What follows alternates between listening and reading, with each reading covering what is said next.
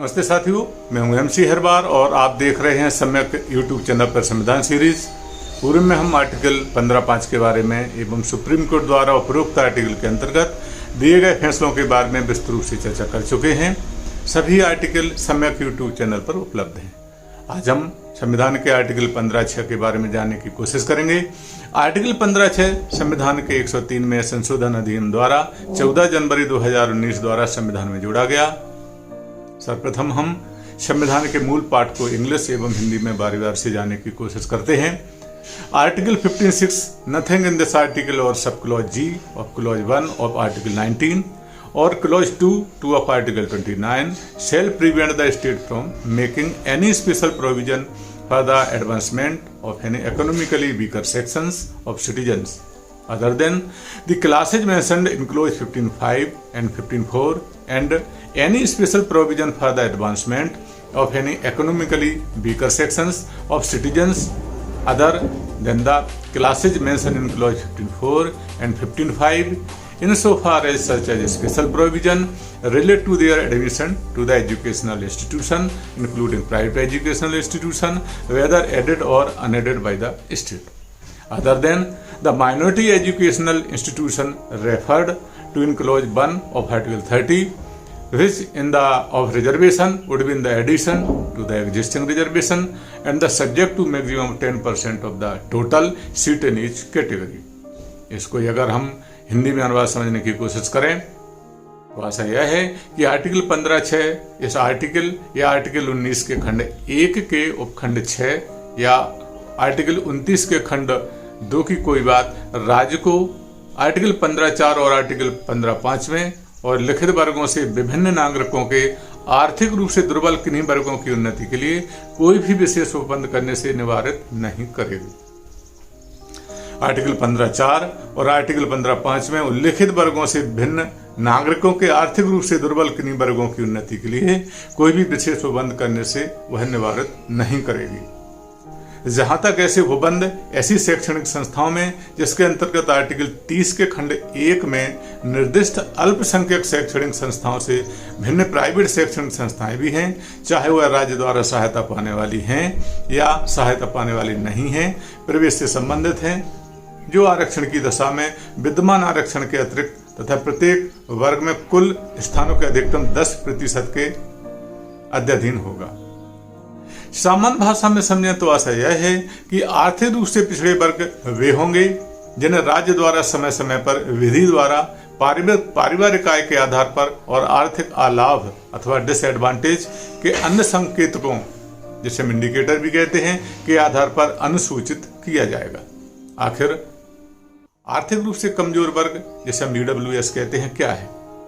भारत में आर्थिक रूप से कमजोर वर्ग जिसे हम EWS कहते हैं यह अनारक्षित श्रेणी से संबंधित लोगों की एक उपश्रेणी है जो SC ST OBC श्रेणी से संबंधित नहीं है। 7 जनवरी 2019 को केंद्रीय मंत्रिमंडल ने सामान्य श्रेणी में आर्थिक रूप से कमजोर वर्ग के लिए सरकारी नौकरियों और शैक्षणिक संस्थाओं में 10% आरक्षण को मंजूरी दी। केंद्र सरकार की कैबिनेट ने फैसला किया कि यह आरक्षण अनुसूचित जाति, जनजाति, OBC श्रेणियों के लिए मौजूदा 50% आरक्षण की सीमा से अधिक होगा। 8 जनवरी 2019 को संविधान का 103वां संशोधन विधेयक 2019 भारत की संसद के निचले सदन लोकसभा में पेश किया गया था और उसे उसी दिन लोकसभा में पारित भी किया गया। विधेयक को उच्च सदन राज्यसभा ने 9 जनवरी 2019 को पारित किया। इसके बाद महामहिम राष्ट्रपति श्री रामनाथ कोविंद जी ने 12 जनवरी 2019 को विधेयक को मंजूरी दे दी और विधेयक का गजट नोटिफिकेशन जारी किया गया जिसने इसे कानून में बदल दिया। 14 जनवरी 2019 को लागू होने के बाद भारत के संविधान के 103वें संविधान संशोधन ने आर्थिक रूप से कमजोर EWS वर्ग श्रेणी में नागरिकों को 10% आरक्षण या अनुमति देने के लिए भारत के संविधान के अनुच्छेद 15(6) और 16(6) में संशोधन किया। कई राज्य मंत्रिमंडलों ने कानून को मंजूरी दी और 10% EWS आरक्षण को लागू करने के अपने इरादे की घोषणा की। लेकिन क्या इस संविधान संशोधन को सुप्रीम कोर्ट में चुनौती दी गई? इसके बारे में हम जानने की कोशिश कर लेते हैं।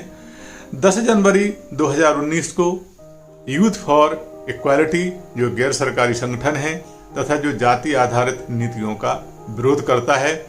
इसने भारत के सर्वोच्च न्यायालय में प्रस्तावित संशोधन को इस आधार पर चुनौती दी कि यह सुप्रीम कोर्ट द्वारा इंदिरा साहनी बनाम भारत सरकार के प्रकरण में सुप्रीम कोर्ट द्वारा निर्धारित 50% आरक्षण सीमा का उल्लंघन के द्वारा आदेश के विरुद्ध है। यूथ फॉर इक्वालिटी समूह ने कहा कि वह ईडब्ल्यूएस आरक्षण का पूरी तरह से समर्थन करता है, लेकिन चाहता है कि उच्चतम न्यायालय मौजूदा 27% ओबीसी कोटा को गैर जाति आधारित कोटा में परिवर्तित करे। इसके विपरीत पिछड़ा वर्ग कल्याण समूह के नेताओं ने भी सर्वोच्च न्यायालय का दरवाजा खटखटाया। ईडब्ल्यूएस समूह के लोगों के लिए आरक्षण का पूरी तरह से विरोध करते हुए तर्क दिया कि ईडब्ल्यूएस समूह आरक्षण मापदंडों को पूरा नहीं करते हैं, जो उच्चतम न्यायालय ने इंदिरा साहनी बनाम यूनियन ऑफ इंडिया के प्रकरण में कहा है। 25 जनवरी 2019 को सुप्रीम कोर्ट ने सरकारी नौकरियों और शैक्षणिक संस्थाओं में जनरल ईडब्ल्यूएस श्रेणी को दिए गए 10% आरक्षण पर रोक लगाने से इनकार कर दिया।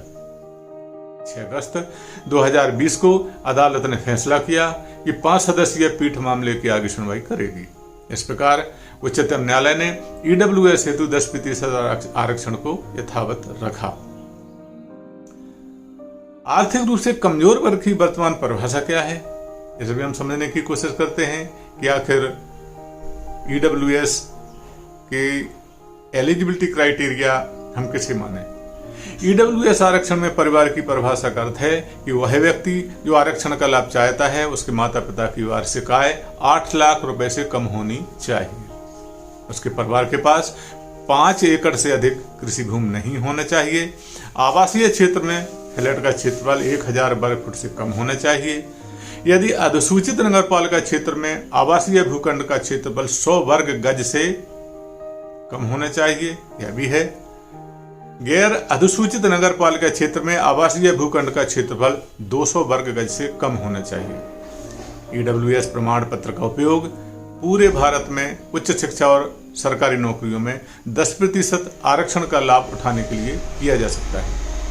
तो यह थी आर्टिकल 15(6) के अंतर्गत ईडब्ल्यूएस रिजर्वेशन की जानकारी जो आपकी ओर प्रस्तुत की गई है। जल्दी ही संविधान के आर्टिकल 16 के साथ हम पुनः उपस्थित होंगे। आपको वीडियो कैसा लगा? यदि अच्छा एवं उपयोग लगा हो तो कृपया सब्सक्राइब कर बेल आइकन पर बटन दबाएं, जिससे आने वाले वीडियो की नोटिफिकेशन आपको पहुंच सके। तथा साथ में बॉक्स में कमेंट भी दें। हमें फेसबुक, टेलीग्राम, इंस्टाग्राम पर लाइक, शेयर, फॉलो करें। आपने वीडियो देखा इसके लिए आपको बहुत बहुत धन्यवाद। नमस्कार।